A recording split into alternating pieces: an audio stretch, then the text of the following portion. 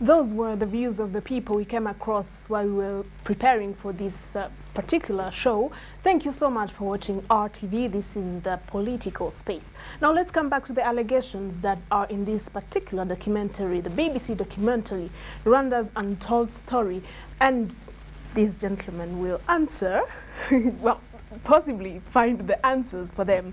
There is a very serious accusation that Rwanda tags or actually calls everyone who mentions of a genocide denier. What do you say about that? We will start with you, Mr. Charles. I don't agree with that. Reason? A reason being that I have not seen anyone being penalized or apprehended for that, because genocide has been there, has taken place, and the perpetrators, some of those who committed it were even pardoned, especially those who came and apologized, and there was a greater plea which they made, and they were pardoned, and they integrated in the society. So that contradicts that statement. Mm-hmm. So you're saying you've never in Rwanda heard of anybody who was called, who was said to have denied genocide just because they talked about genocide? No, well, there are some who did that, but finally they were not really. It's not like they were wrongly accused. Is that what you mean? No, even those, but they were, I remember working in Gachacha. Yes. So you were the director of communication. That's right, and I used to take most of the senior and diplomatic dignitaries to the Gachacha court, right in the villages, and you had villagers who constituted the courts, the Gachacha courts. Everyone, whoever was accused, was brought before the court, and they had to exonerate themselves. Others were being exonerated by their fellow citizens, and so there was nothing like that. I never saw anything like that. Mm-hmm. Those who were accused and found guilty, they would be taken to court, but protected. Oh. Yes. Okay. The due law was respected. Okay. Yes. So in the documentary, we saw statements like everyone. It means the few people who have attempted, especially people from the West, or do we have cases of actually the people from the West who come and do interviews here or make stories about the genocide, and something wrong happens in the process to the extent that they feel they have been accused wrongly? Did you ever come across cases of that kind? Charged, that the government has somehow silenced them, or because of their discussion, they have been accused of genocide denial. There's one very prominent one that I know about, Peter Erlander, which is a known genocide denier, and even right now is writing a lot of revisionist things. He was one of the defense attorneys at the ICTR. But when you talk about people who have crossed the boundary to be accused, and then if they're charged and then prosecuted to be convicted of genocide denial, they are very specific things. And we know it because we've seen it many times, and it's been going on in other genocides, including the Armenian genocide, the Holocaust. So when people start talking about double genocide, it's a denial. When they start to minimize the number of victims killed, that's a genocide denial. So there's several components of it. And so that kind of speech is very different than if somebody said there was a genocide in Rwanda, acknowledging it. It's when you come to the issues of denying, trivializing, minimizing it, that's when you run into problems. And Rwanda is not unusual in having laws against genocide denial. They exist in about 20 other countries in Western and Eastern Europe and elsewhere in the world. Okay, we will come back to the specific indicators of genocide denial. You will take us through that. And actually the research by Stam and Davenport, I think, has a few elements that we'll need to talk about. The example is the number they've given out in that report. They said 200,000 Tutsis could have died and not more. Is that a sign of genocide denial? Very much so. reduction, minimizing the number of known victims. And, you know, those two professors have been thoroughly discredited. Oh yes, tell with us that- about the research. With that research that was done a very long time ago under very suspicious circumstances. The statistics and the mathematics don't add up, and other researchers in the field of genocide studies have rejected and refuted them and their supposed findings as nonsense. The BBC knows better, and Jane Corbin ought to know better than to put them up. And even if they decide to put them up as one side of the story, they don't talk about the other places where the numbers have been identified, including surveys that Ibuka has done, including what Human Rights Watch has reported. There's nobody else in the world except those two people who have come up with that number. Yep, And those two people actually say they came to Rwanda. That's what they say. And they came and they visited and they did their research. So where could they have possibly found those numbers from then? well, from a motive of genocide denial. And those are the same people who will then talk about genocide in DRC. So you have the issue now, a known tactic of genocide denial, claiming there was a double genocide. Yes. Actually, the figures which they even quote, they don't even quote the sources. They just state that it could have been. So there's no actual sources that they quote. But otherwise, there are so many sources. If you went to Butare, for example, the study that was conducted by Jean-Paul Chimonyo and others, it has a lot of statistics which are well documented, and many other documented figures are there, which can give you a true picture of what happened. The history of Rwanda is very clear, targeting the politics that were coined by Belgians to kill, humiliate the Tutsis, and anyone who worked with them, who had some resemblance or who was friendly with them, is known, is very well known. Philip Regen knows this. He's a chief ideological genocide ideologue. Mm-hmm. Yes, it's starting from 59. We have statistics, we have information. Okay. I'm very much, I have done some. So if you take, they are only accounting from 1994, but back, there was a genocide that was committed. Yeah. And what is very important, they don't talk about it. They jump and talk about what happened in Congo. Yes. Then they come and bring about the plague. We will definitely which come is back ridiculous. to that. Talking of what happened in Congo, they actually put a very clear allegation that the RPF went to Congo to kill the Hutu civilians who were in the camps in Congo. Is it free information? But let me say something on that. Yes, go ahead. A BBC reporter in Rwanda. She knows the story very well. There are very many other reporters who are here for the BBC in different languages, in French, in Kiswahili, and English.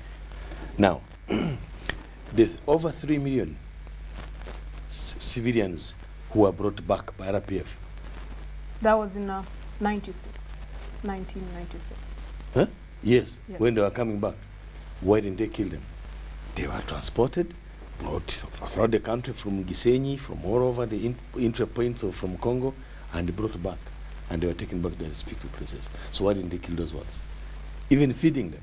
And that time, the flesh and the wounds of the genocide survivors. So when you say that the RPF went to Congo to kill civilians, I think it is an oversimplification of the entire story of genocide.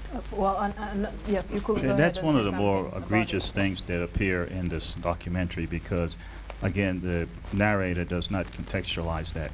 She never says why it is that Rwanda went into Congo, except with this introduction that after committing genocide in Rwanda, with the words of various defectors and so forth, then the RPF continued its campaign of impunity to DRC. Why did Rwanda go into DRC? There's no mention of that. You have a very similar situation with Israel and Palestine that we see even last year that flared up. There were rockets, there were attacks, there were incursions being made into Rwanda by those fled genocidaires, and Rwanda had asked and warned the international community to intervene and to disarm those individuals and bring them to justice. We still have that situation right now across the border. That is never mentioned in the documentary of the reason why that incursion was made. Now, the record is very clear And I have a document that we can produce, an unclassified, a declassified document that was sent from the United States Embassy here in Kigali to Prudence Bushnell, who was the Assistant Secretary of State at the time for Africa, conversations between her and Paul Kagame when he was a leader of RPF out in the field in May of 1994, begging and pleading for the United States and the rest of the international community to intervene and to stop the slaughter of civilians behind government lines that was going on. Even encouraging and welcoming a humanitarian mission to observe both sides of that conflict that was going on, the military conflict, and pleading for the stopping of the massacre of innocent civilians, and pledging and repeating that pledge after being asked by the U.S. Officials not to engage or harm or to put in harm's way at all civilians. The record is clear. What civilians was President Kagame referring to? He was talking about civilians inside Rwanda who were being massacred by government forces and Hutu militia. And it's something that was known by government officials in the U.S. and elsewhere, and it demonstrates this is not somebody who was making a political statement on radio to say I'm a good guy. Is a person who was involved in a combat situation and professed a concern to rescue those who were being targeted for extermination and to make sure innocent civilians or any civilian were not casualty, and point to the place where they were being killed, where they were being slaughtered. And there was never any dispute about that in the communications between the RPF leadership, military leadership, and those in the diplomatic channels who were watching what was going on the ground.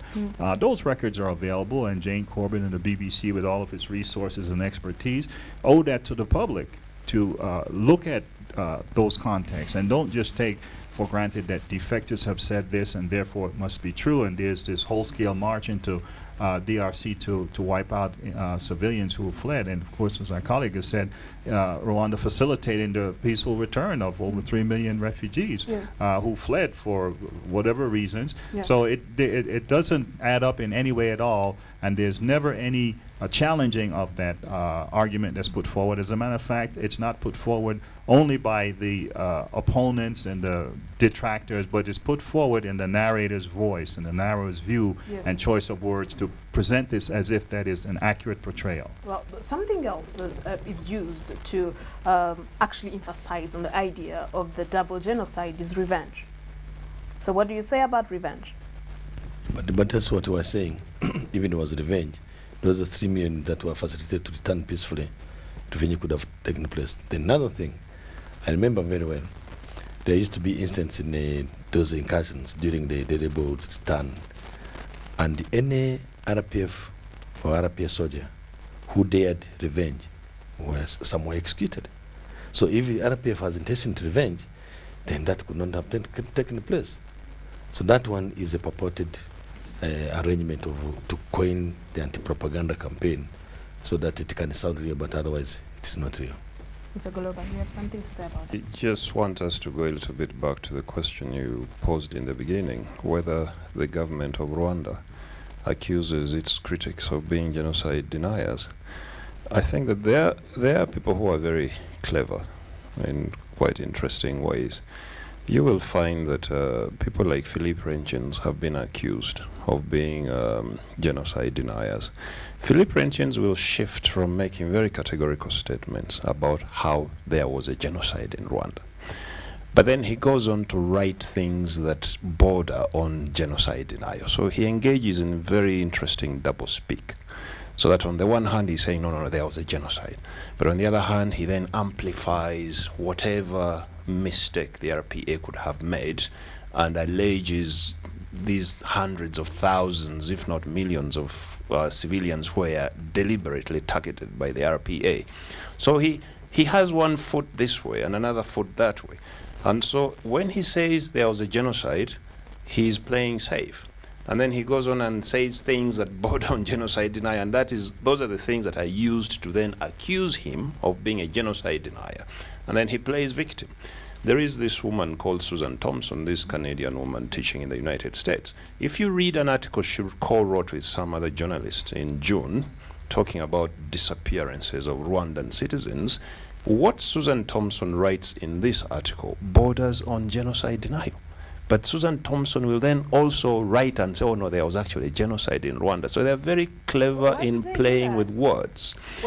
What's the point? Well, What- yeah, because they state categorically that there was a genocide in order to portray themselves as not genocide deniers. who? But then the rest of the stuff rest they of the write, world? to the rest of the world, then the rest of the stuff they write includes things that would very much be equal to genocide denial. There was this guy, Steve Hage, the guy who led the UN group of experts. I mean, this guy was hired by the UN. I don't know whether the UN knew his history. Steve Hage had engaged in things that bordered on genocide denial. Now, when the Rwanda government was busy attacking his credibility, one of the people that came out very clearly to defend him was Philip Renchens. And he was saying, yeah, well, there goes the Rwanda government again playing this old card of accusing its critics of being genocide deniers. So it's a very clever game that these people play. It's a motivated game. Yes, the Rwanda government does accuse some of its critics of being genocide deniers. But what are the facts? If we examine the facts, you will see that there are always grounds for those accusations. Now, going to the question of the RPA carrying out a genocide in the Congo. Now, the people who ran away from Rwanda didn't go only to Congo. Many people who ran away from here went to Tanzania. The RPA never went to Tanzania. Why did the RPA go to Congo and not to Tanzania? Why don't people ask those questions? They came back to Rwanda. Now, that is completely ignored. They focus on Congo because Congo became a theater of war with the genocides carrying weapons, with all kinds of people engaging in all kinds of activities. Now, in a situation of war, certainly there must be Hutu civilians who got killed in the course of all this fighting that was going on. Now the question is, were they targeted specifically for killing by the RPA, or were they killed in the course of the fighting that happened? Because we also know that there are many of those people who left Rwanda who were airlifted back to Rwanda by the same government that is accused of carrying out a genocide in Congo. Some of them are members of parliament. Jen Corbyn could have interviewed them. Some of these people are in the Rwandan army today. Some of them are retired generals, having become generals while serving in this army. Why is it that the BBC never picked any interest in interviewing these people? To follow that up too, even the issue about revenge killings. This defector, Yamwasa, who's in South Africa, is interviewed in the documentary. And that question was put to him, and he answered it in a very important way, that yes, there were revenge killings, but it was not planned. Yeah. Individual soldiers took matters into their own hands, and the Rwandan government has never denied that. There were prosecutions and severe punishment for those individuals. But as he's admitted, this known revisionist, that those things happened, but it was not something that they were under command and asked to do. As in other wars, there are excesses and so forth, but Rwanda has dealt with that. Now, some people might say, it wasn't dealt with the way they liked or to the extent, but it's not something that they've gone out to hide. So to stand behind that, to say that this is a genocidal government and a genocidal army, that's a very far stretch from the truth, and then goes over the line into what we call genocide denial. And if you want me to talk about those specific tactics now, I can do that, because we're starting to get into one of those. And even if you say, as this professor from Belgium, there was a genocide, and then you go to qualify it away, you start to question, what are the motives, who did what, who participated, or there was no real plan, or there weren't that many. All of those things are considered minimization or trivialization of genocide, and under definitions, legal definitions of genocide denial in Rwanda and elsewhere, those things are prosecutable crimes qualified by intellectuals, academics who study this area, and by the legal field as genocide denial. So if somebody says that the number of victims wasn't really that high, that statement is a statement of genocide denial. Speaking of the market that is anti-RPF, there is a mention by Jen Corbyn in the documentary. She mentions the report by Bruguiere that involves the RPF in pulling down the former Rwandan president's Habyarimana Juvenal's plane. Are there other reports she should have mentioned, or she decided to mention that one for decampaigning RPF? I think that it confirms the point I was making. There is a market for anti-RPF, anti-government of Rwanda information. Now, there have been 3 inquiries, and the Bruguiere inquiry was just one of 3. Now, that one took a position that is different from the findings of the other 2. But for some reason that only Jane Corbin can explain, she preferred the earliest inquiry, which has been discredited, because even the people who gave Bruguiere the information he based on to make his claims disowned, recanted the information they had given him. So you can see that these subsequent inquiries are not interesting to Jane Corbin and her group, because they don't tell the story they want to, their untold story. I remember at some point there was also the credibility of Bruguiere himself. Bruguiere report was first in this legal process in France that was taken over by Trevedek. It's the same legal process, and in many ways the finding that's been released so far about the downing of the plane that comes out of the Trevedek report is an appeal, a revision in the same legal process of those findings that came out of the politically motivated dossiers and indictments from Bruguiere.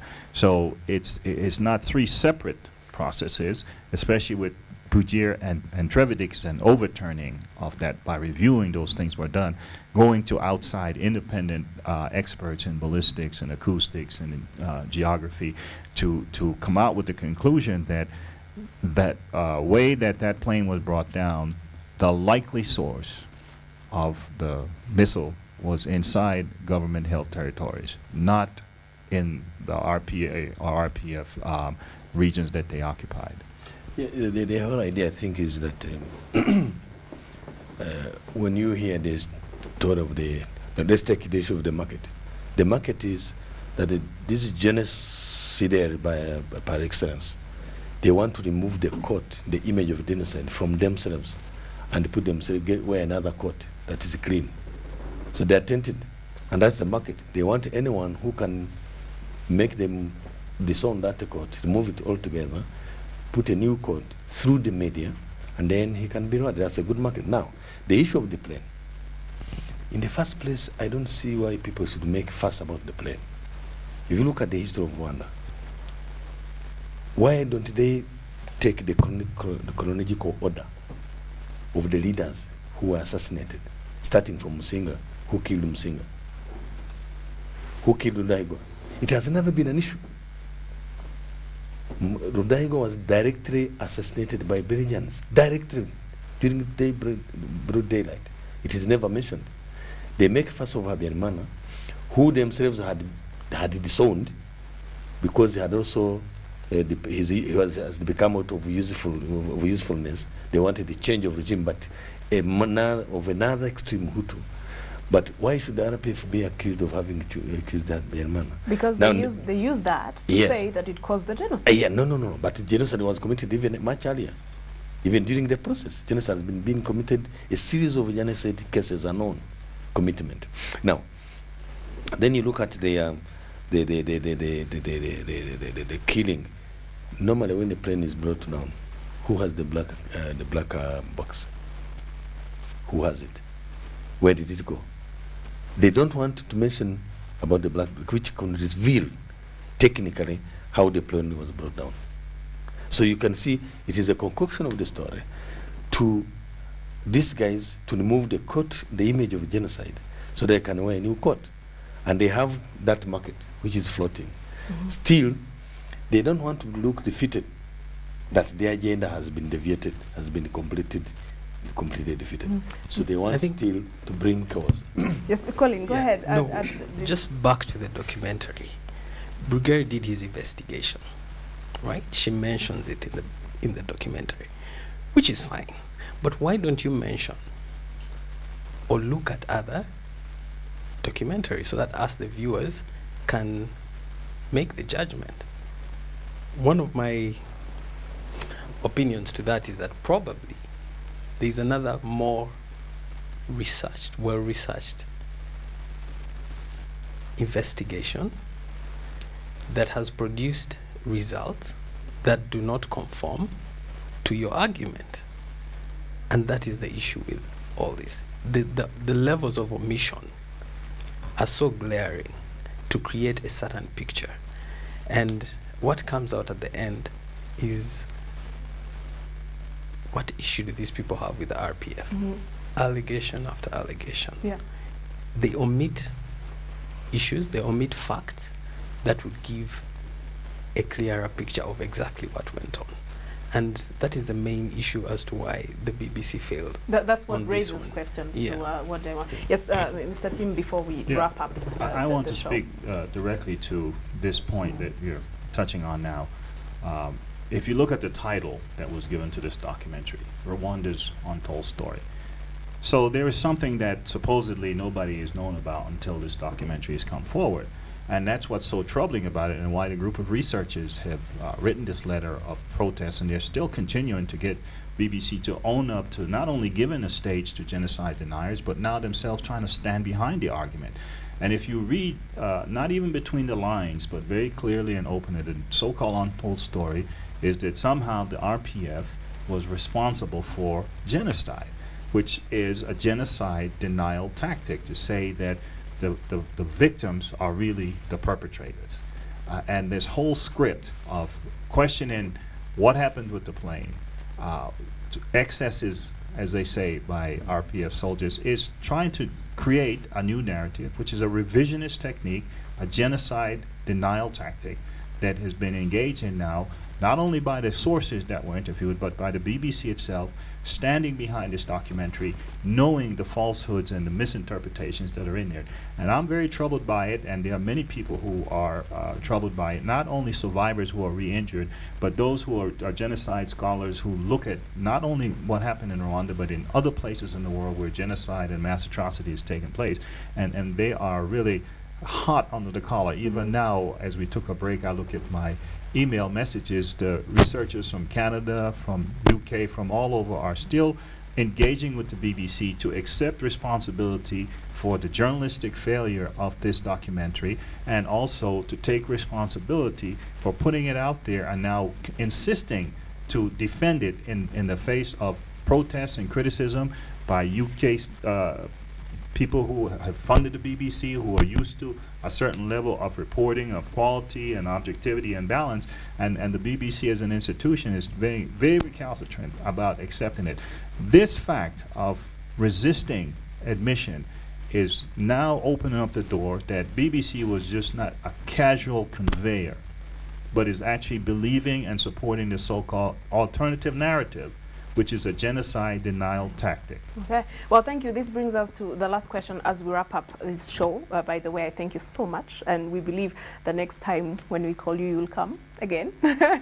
But at this point, despite all this analysis that BBC could have done, and despite the fact that many researchers and scholars actually did write to BBC, BBC still denies.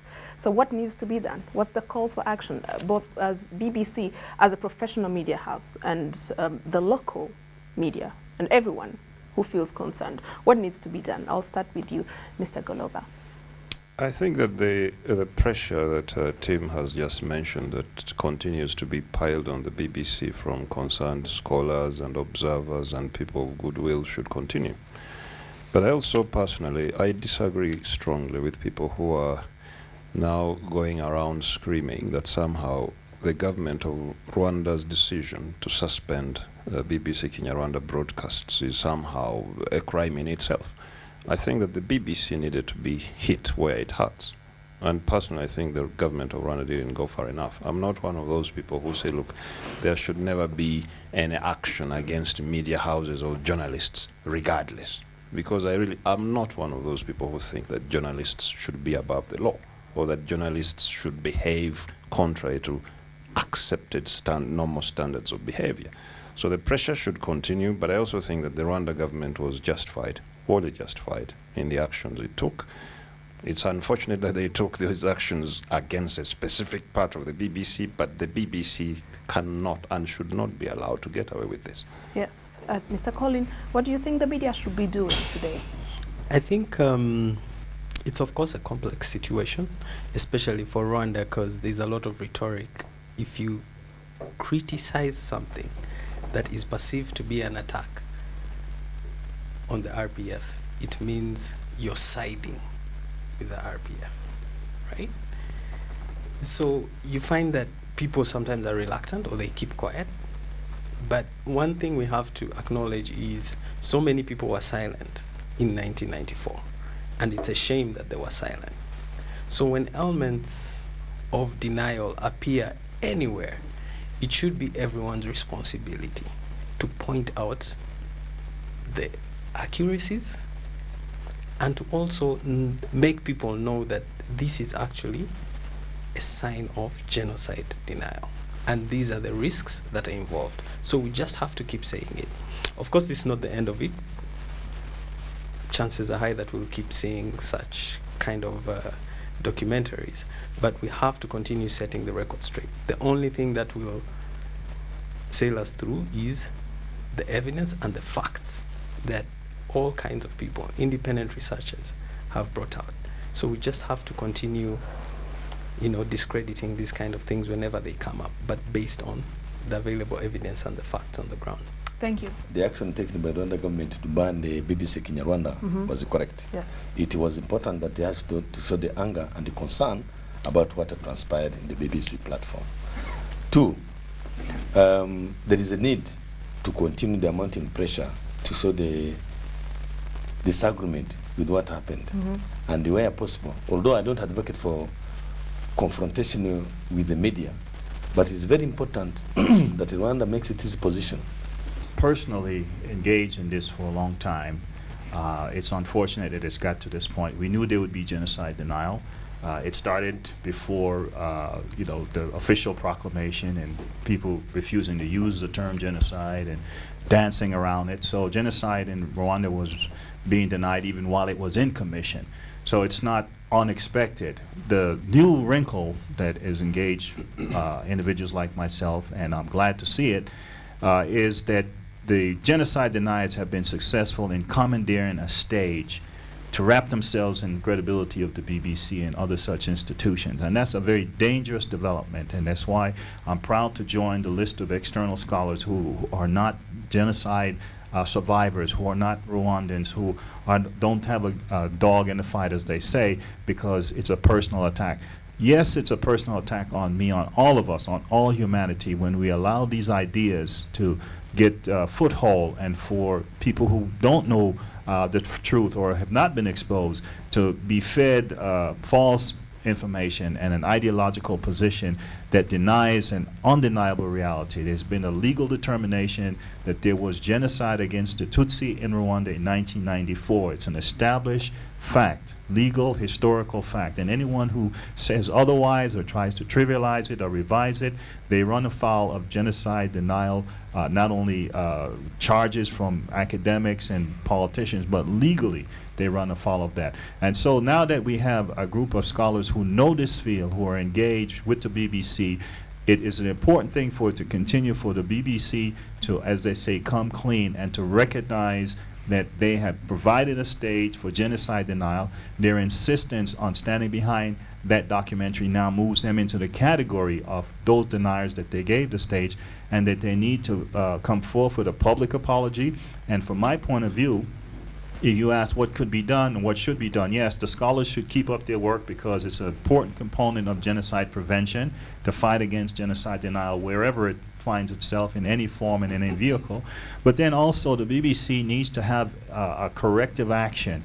The same prominence that they gave to that documentary, they need to give prominence to a documentary explaining and describing what happened in Rwanda from these various sources who are omitted, Not everybody's going to agree on every single detail, but certainly this whole cloth falsehood that's been put out there for the UK audience needs to be refuted, and it needs to be refuted by the BBC in the same venue, at the same time, and same prominence that it gave to the known genocide deniers that were broadcast on October 1st. And I don't think the group of researchers are going to stop short of that, because if we let this be a success, then other institutions will be co-opted. And believe me, the media and social internet sites are full already of people quoting this BBC Yes. documentary as an established fact. Why? Because the credibility of that institution was lent to this kind of organization and this kind of attack of these deniers. And so it's important that third party, interested humanity speaks out. And it's not only Rwanda's fight, and it's not only the fight of genocide survivors, it's the fight for all of us to establish the truth and maintain the truth so that these deniers do not revise and give a false picture. And in many ways, those who are behind it absolve their consciences of either participation in the genocide, acquiescence to it, facilitation of it, and being so-called innocent bystanders in 1994 who are now trying to find curtain behind these deniers. All right. And that is my piece on it, and I'm glad to be part of this campaign, and it's my pledge as a human being against whom these crimes were committed in 1994 to continue it until there's corrective action. Thank you so much. And it was real, it was good, but it must come to an end. This was the Political Space on RTV. Thank you so much for following, and keep watching RTV.